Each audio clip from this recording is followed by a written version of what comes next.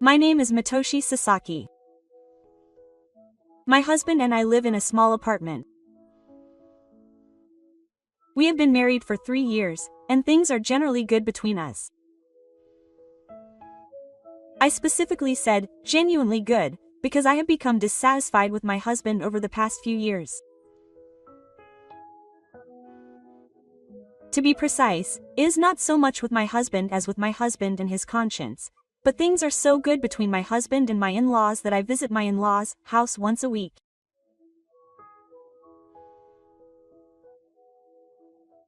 When I was first taken to my in-laws' house, I thought they were just good people, but when I went to my in-laws' house, they kept asking me, "When are you going to quit your job, Mio?" A woman's job is to take care of the home, and I gradually began to dislike going there.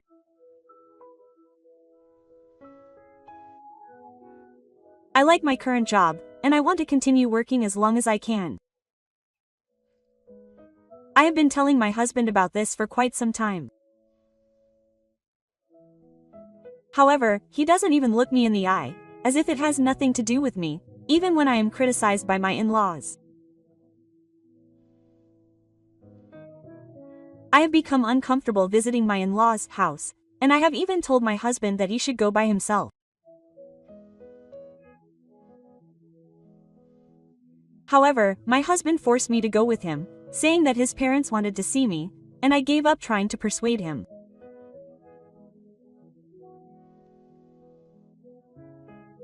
However, even if I quit my job as my in-laws said, it would honestly be tough to live on my husband's salary alone. But I couldn't bring myself to tell my in-laws about it because I felt bad for them. In the end, all I could do was laugh it off every time.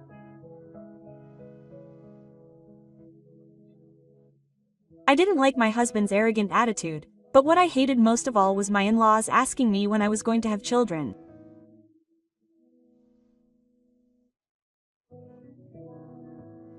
I personally like children and have always wanted to have them, but having children is not something you can force yourself to have, and it's not something you can just decide to have.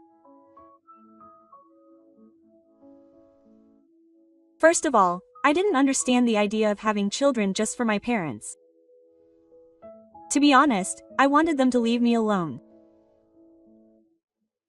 I've talked to my husband about this before. However, he just said that my parents were just worried about me and that I shouldn't worry about it, and he didn't do anything about it.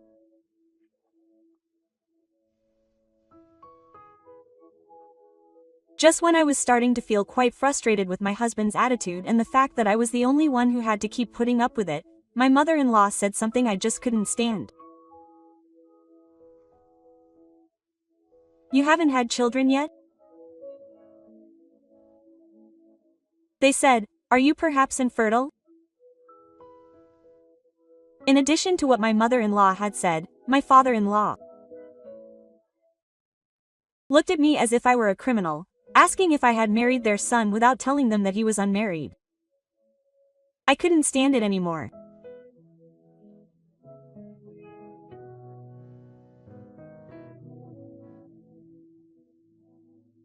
Up until now, I had endured whatever they said and laughed it off, but I stopped laughing and said to my in-laws, "Okay. If you insist, I'll have you checked at the infertile house. Depending on the test results, I'll also undergo infertility treatment. In return, can you please not interfere with this matter from now on?" Quote.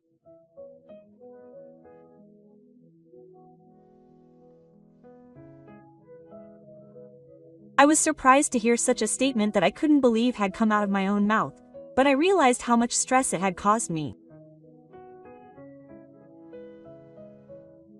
Then, my husband, who had been silent until then, suddenly spoke up. "There's no need for infertility treatment. We're still young. There's no need to force a child. Infertility treatment costs money, and I still want to cherish our time as a couple." Quote. I told my parents straight out. At that time, I had interpreted my husband's words however I wanted, without questioning them, and I thought he was thinking of me.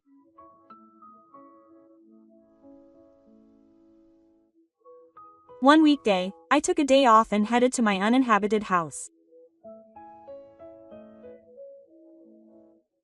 Although my worries about my in-laws nagging me about having children had lessened after what happened the other day, I still had concerns that I might actually be infertile, and I wanted to find out for sure.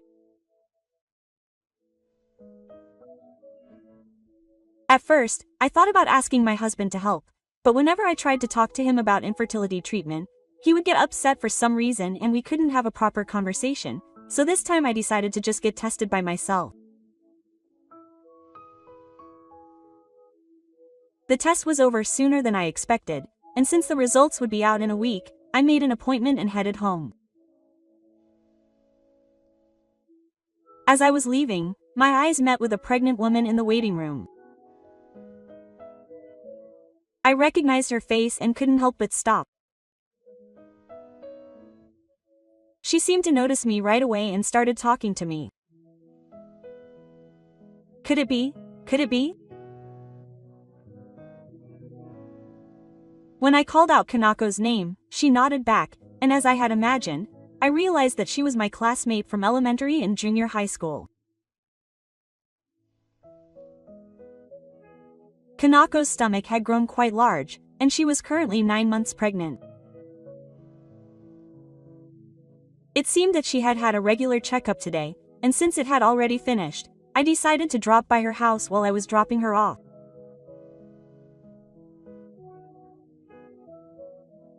I was surprised that Kanako's house was close to mine, but I was also surprised that her husband and my husband somehow worked at the same company.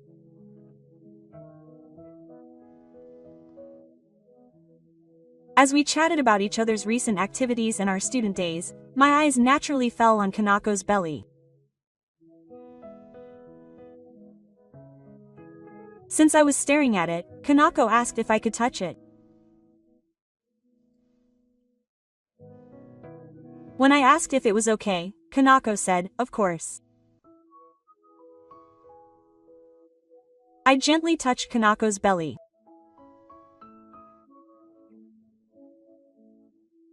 The Kanako in my memory was well-built and had a slim waist, but I was surprised to see how big her body had become, and I was filled with a strange feeling that there was really a baby inside her.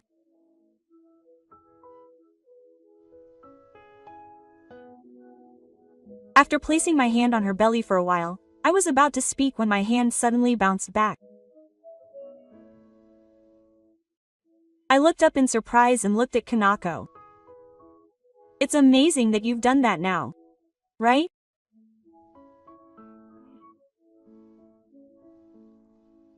Kanako said happily as she stroked my belly, already looking like a mother. Before I knew it, the words, "nice," had escaped my lips. I quickly made a face of regret and quickly looked away from Kanako.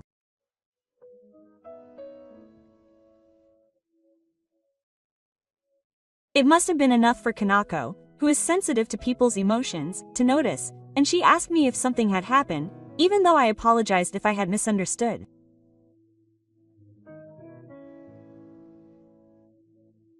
I hesitated about whether or not to talk about it, but I knew I couldn't fool Kanako's eyes, so I told her about what had happened at my parents' house and about the child. Once I started talking, I couldn't stop, and I even told her about the infertility test I had done at the abandoned house that day.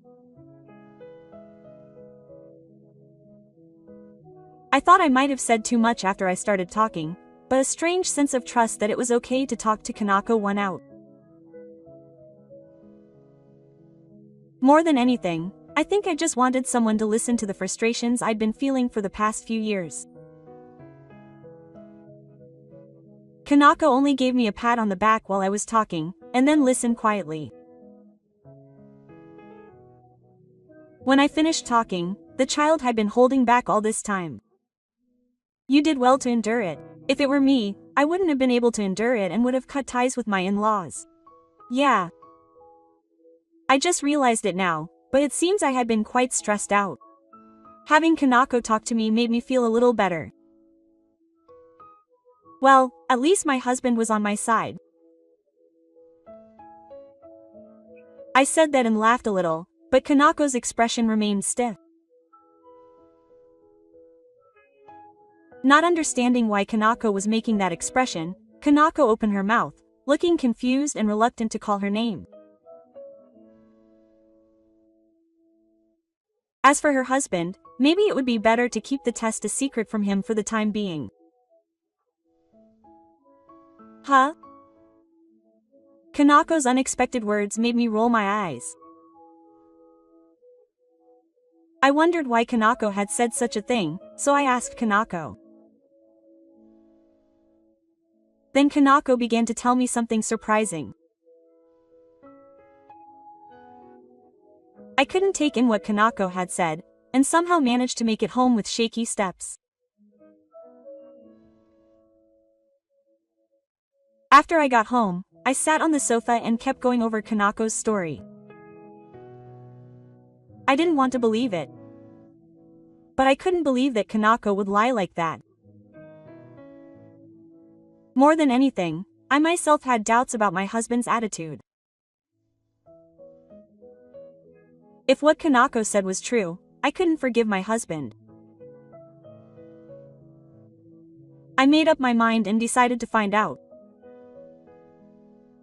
My husband and I had visited my parents' house for the first time in a while. My mother-in-law came in while my husband and my in-laws were eating tea and snacks. So Mio asked me when I was going to quit my job. In the past, I would have replied that I have no plans to stop, but this time it's different. Yes, I think I'll stop once I have a child. When my mother-in-law heard that, she rolled her eyes and said, "Well, you've finally decided to have a child."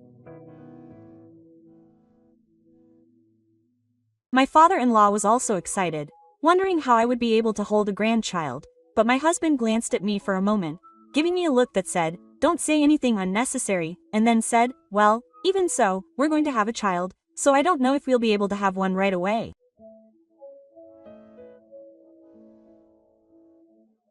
Glancing at my husband, who had the expected reaction, I told him that I had actually been to a deserted house the other day and showed him the results of my infertility test. The results showed that there were no problems. Before he could say anything, I told him, "I'm thinking about having a child soon too. You'll cooperate for the sake of my in-laws, right?" Quote. My husband looked back and forth between the test results and my face, then blushed. "I'm not going to undergo infertility treatment. I'm not even going to get tested." My in-laws were surprised by my husband's changed appearance, but I was relieved when I realized that Kanako's words were true. Quote. "Hey, do you know Enzai?" I asked, and my husband looked surprised, wondering how I knew. I decided to tell him without waiting for him to say anything. "His wife is my friend.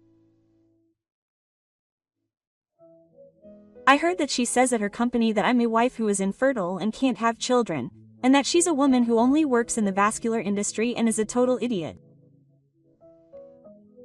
She says that it's inconvenient for her to have a wife like that."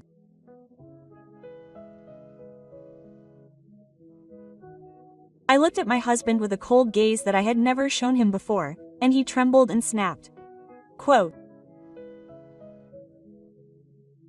"That may be true, but who else would marry you?" I could feel my feelings gradually cooling off as I watched my husband act so dramatic. In fact, I even began to wonder what I had found so appealing about a man like him. I calmly showed him the results and told him that I had now proven that there was nothing wrong with me. While my husband was silent, I blurted out something that had been bothering me in the back of my mind. "Could it be that you are the one who has an idea?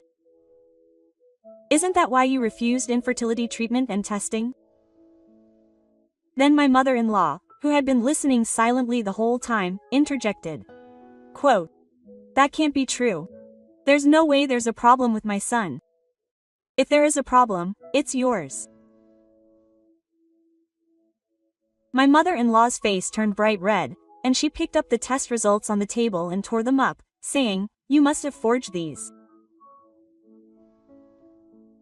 My husband was surprised by my mother-in-law's behavior, but then he came to his senses and said, "That's right, there's no problem with me," and started making a fuss, and my in-laws started saying the same thing, that I was at fault. I thought we couldn't talk anymore, so I slammed the divorce papers I had prepared on the table and said, "Then get a divorce. And why don't you find a better wife than me?" When I said that, my husband said, "Oh, that's right.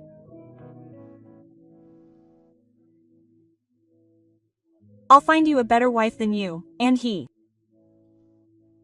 filled out the divorce papers for me after a certain amount of time. My in-laws didn't try to stop my husband. I stared blankly at the divorce papers filling up the sky, but deep down I was even happy that I was finally going to be able to cut ties with the three people in front of me.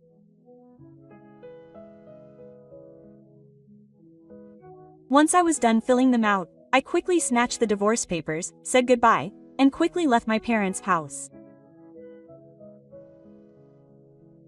I thought I heard a voice behind me, but it was probably just my imagination. I headed straight to the city hall and quickly filed the divorce papers.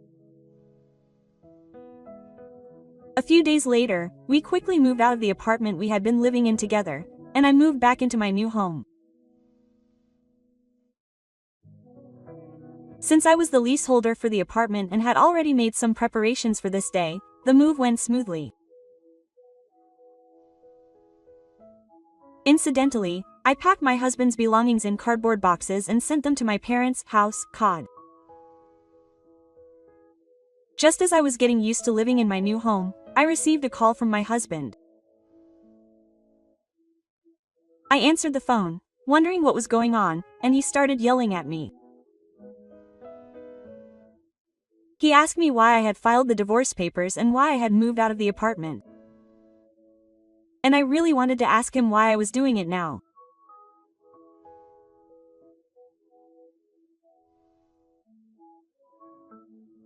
I was shocked, but I explained that I had filled out the divorce papers because I agreed to it and that I had originally signed the lease for that apartment and that I had moved out because I no longer needed it after the divorce, but my husband wouldn't listen to me.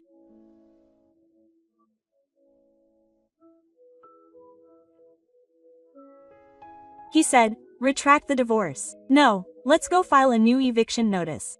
Where are you living? Let's live together again." He kept saying even more outrageous things.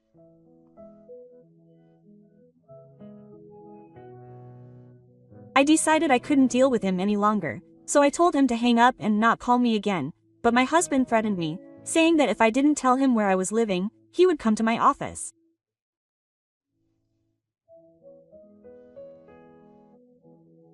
I was shocked and just told him that I would be the one causing trouble and that he would be in trouble, so I hung up. However, I couldn't say for sure that my husband wouldn't come to my office, so I consulted my boss about my ex-husband just in case. Neither my boss nor I thought my husband would go that far, but he really did cause trouble.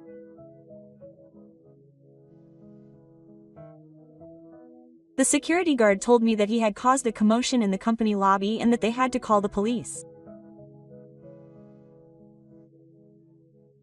I was already filled with regret and shame, but the people at work were more than happy to see me and tell me that it was the right decision to break up.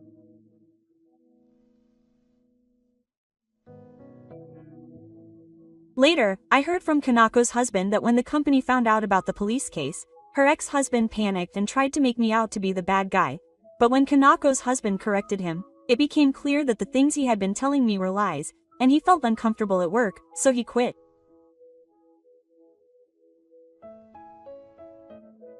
My ex-husband, who quit his job, is probably back home now, crying to his parents. To be honest, it's his own fault, but I think it must be hard to support a divorced, unemployed son.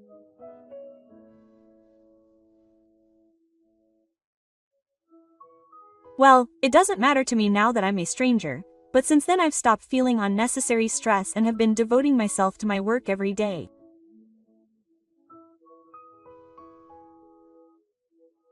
I have more free time and money, and sometimes I go to check on Kako and make plans to pass it on to the baby, which makes Kako exasperated.